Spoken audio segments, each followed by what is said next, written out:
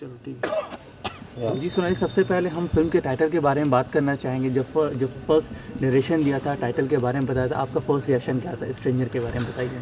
मुझे सबसे पहली बात कि आनंद राय जी ने मुझे कभी टाइटल नहीं बताया पहले, लेकिन उन्होंने कहानी सुनाई और उनका नरेशन काफ़ी अच्छा था, तो I was quite hooked in the story. वो जैसे जैसे मुझे बताते गए कि क्या क्या डेवलपमेंट्स हैं और किस तरह से सारे कैरेक्टर्स एक दूसरे को मिलते हैं, तो ये काफ़ी टिपिकल एक कोई थ्रिलर या सस्पेंस स्टोरी होती है उस तरीके की कहानी नहीं थी। इसमें काफ़ी सरप्राइजेस थे, तो ये सबसे अच्छी लगी मुझे बात। और उनका कैरेक्टर स्केच भी बहुत अच्छा था, तो इसलिए लगा कि ये रोल छोड़ना नहीं चाहिए। चलिए, आपको अपने उनके रोल के बारे में बताया होगा, किस तरह का ब्रीफ दिया था आपके ट्रेड कैरेक्टर के बारे में, किस तरह का ट्रेड कैरेक्टर आपका इस फिल्म में, उनके बारे में ज़रा बताइए। इसमें मैं नंदिनी का किरदार प्ले कर रही हूँ। नंदिनी एक बिल्कुल ही रईस भी है, उसको हैप्पी होना चाहिए, सारे सुख उसके पास है।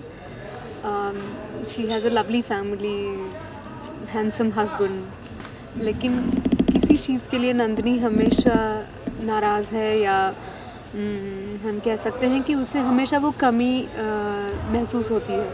तो उस कमी को पूरा करने की कोशिश में नंदिनी लगी हुई है, और वही बस उसका मिशन है लाइफ का। इसके लिए ऐसा लगता है कि जैसी दिखती है नंदिनी वैसी है तो नहीं। तो जिस प्रकार से कहानी में काफ़ी सारे ट्विस्ट हैं, नंदिनी के कैरेक्टर में भी बहुत सारा ट्विस्ट है। चलिए, हम आपके कोई स्टार के बारे में बात करना चाहेंगे, के बारे में। उनके साथ कैसी वो केमिस्ट्री रही आपकी? पहली बार उनके साथ काम कर रही हैं आप, और वो मैंने के साथ पहले भी काम किया है। हमने दंश में काम किया था एक साथ, और उसमें भी हम हस्बैंड वाइफ थे, और इसमें भी हस्बैंड वाइफ है। और मैं आई विल वेट कि मैं हैट्रिक उनके साथ कब कर दूं, क्योंकि एक अंडरस्टैंडिंग होती है किसी भी रोल के बारे में, तो वो बड़ी अच्छी है के की। वो कभी भी वो टिपिकल काम नहीं करते, वो हमेशा इन्वॉल्व रहते हैं अपने सीन में, और मुझे बड़ा अच्छा लगता है क्योंकि बिल्कुल इंटेंसली काम करते हैं। तो generally we have fun together while performing, तो वो एक्साइटमेंट आज भी जारी है बिल्कुल। और इस फिल्म में नंदना है और जिमी शेरगिल है। Jimmy is also very very good actor and a dear friend. तो बस ये हमारी कास्ट है। चलिए, हम फिल्म की कहानी के बारे में बात तो नहीं करेंगे, आपसे पूछेंगे भी नहीं, लेकिन हर एक कहानी का बेसिक प्लॉट होता है, स्टोरी होती है। तो कोई बेसिक प्लॉट बताएंगे आप फिल्म के बारे में? बिल्कुल सिंपल सा प्लॉट है हमारी कहानी का कि कुछ अजनबी लोग हैं, एक दूसरे को मिलते हैं, और मिलने के बाद उनको काफ़ी सारे इंट्रिगिंग पॉइंट्स पता चल जाते हैं एक दूसरे की ज़िंदगी के बारे में, और वो क्या एक दूसरे को मदद करते हैं या एक्सप्लॉइट करने की कोशिश करते हैं या फंसाने की कोशिश करते हैं, क्या करते हैं वो एक दूसरे के साथ, अजनबियों के साथ। बस दैट्स द वन लाइन। जैसे डायरेक्टर ने हमें बताया कि फिल्म 3 डायमेंशन स्टोरी है, 3 ट्रैक्स हैं या 3 लेयर्स कह लें, तो उस लेयर्स के बारे में हमें कुछ बताएंगे? मेरे पास इतना गहरा जवाब नहीं है आपके लिए, लेकिन लेयर्स तो एक एक्टर के लिए ये रहते हैं कि आप कितना इंटरेस्टिंग परफॉर्मेंस दे सकते हो, जो कि डायरेक्टर को सेटिस्फाई कर सके, उनको लगे कि हाँ ये मेरा इम्प्रेशन था इस कैरेक्टर के बारे में, and that is how the performance is coming out. तो मेरे परफॉर्मेंस में सारे लेयर्स देने की कोशिश कर रही हूँ। फिल्म कॉल्ड स्ट्रेंजर नाम से पता चलता है, may be it might be a suspense thriller. क्या लगता है कि एक व्यूअर्स को एक ग्रिप में रखने के लिए लाइक डायरेक्टर ने किस तरह का जॉब किया व्यूअर्स ओपिनियन, लाइक इस जो स्टोरी है व्यूअर्स को कितनी बांधे रखेगी ऐसा लगता है? जब कभी हम कोई फिल्म एक्सेप्ट करते हैं तो बड़े कन्विक्शन के साथ काम करते हैं।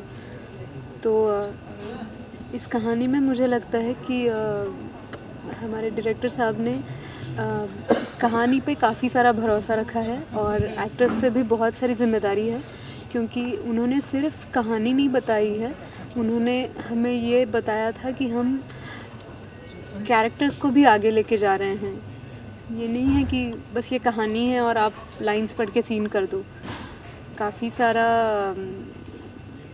जॉब हमें भी करना था और उनको जिस प्रकार के इम्प्रोवाइजेशंस चाहिए थे या परफॉर्मेंस में तरलता चाहिए थी, वो देने की कोशिश हमने की है। तो मुझे लगता है कि his conviction about the story and actors is the most important thing. So what are the things that you really kept in mind, because this kind of a story really has a very limited location, limited space, एक ही जैसे location पे ज़्यादा shoot होते थे, वैसे में actor के point of view से क्या क्या चीज़ को ध्यान रखना पड़ता है कि यू हैव वेरी कपड़े रहते क्लोथ्स होंगे तो वेरी एक ही कॉस्ट्यूम में काफ़ी लंबे सीन होते होंगे, कंटिन्यूटी के बारे में या मूड, तो वो सब चीज़ you know can you talk something about that? ज़रूर, जब ऐसे माहौल में काम करना पड़ता है कि यू हैव रिस्ट्रिक्टेड लोकेशंस, और तब मुझे लगता है कि एक्टर को एक तो जिम्मेदारी रहती है कि आप ऑडियंस को अपने परफॉर्मेंस में इतना बांधे रखें कि उनको ये याद ना आ जाए कि अरे कहानी तो यहीं हो रही है सारी की सारी। उसके बाद मेरे लुक के बारे में अगर बोलेंगे तो हमने थोड़ा टाइम लिया इस लुक पे अराइव होने के लिए, क्योंकि we are showing a story which is based in London, तो वो लुक्स हमें चाहिए थे और वो इनोसेंस भी चाहिए था, थोड़ा हिंदुस्तानीपन भी चाहिए था। तो ये सारा एक साथ लाने की कोशिश की है and we are still shooting, तो हर दिन कुछ ना कुछ डिस्कवर कर रहे हैं और आई एम क्वाइट हैप्पी कि सीन्स बिल्कुल अच्छे तरीके से निखरते हुए आ रहे हैं बाहर। This also has a love story angle, जब ये सस्पेंस लव स्टोरी है तो म्यूज़िक के बारे में थोड़ा बहुत जानना चाहेंगे, किस तरह का म्यूज़िक भी है? आई विश आप लोग कल आ जाते सेट पे, क्योंकि एक बहुत ही अच्छा सीक्वेंस हमने शूट किया। Music is fantastic, what ever bit I have it's quite rocking, तो उस पर ग्रूव करने का मन करता है। I just didn't stop grooving yesterday, so I just hope that audience will also feel the same. Today is a very interesting sequence where both of us are out on a walk. This is a walk where probably it looks very casual, but it is not, because both of them have something in mind, me and KK, but they are trying not to reveal it to the other. They are trying to hold it and just play with the superficial emotions. So we are yet to start it. Let's see how it comes. आपकी expectation कितनी है इस picture से?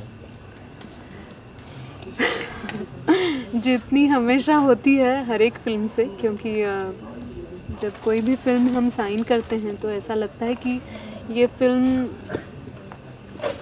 मेरा सबसे पहली बात होती है कि ये लगता है मेरा परफॉर्मेंस अच्छा हो इस फिल्म में, और दूसरी बात ये होती है कि उसके बारे में आशंका होती है, क्वेश्चंस होते हैं, उसे बिल्कुल हटा देने चाहिए। कभी भी शर्माना नहीं चाहिए अपने मेडिकल अथॉरिटीज़ को कंसल्ट करने के लिए। Just go and meet your doctor if you have any doubt about your health. Don't be scared about AIDS. Thanks a lot.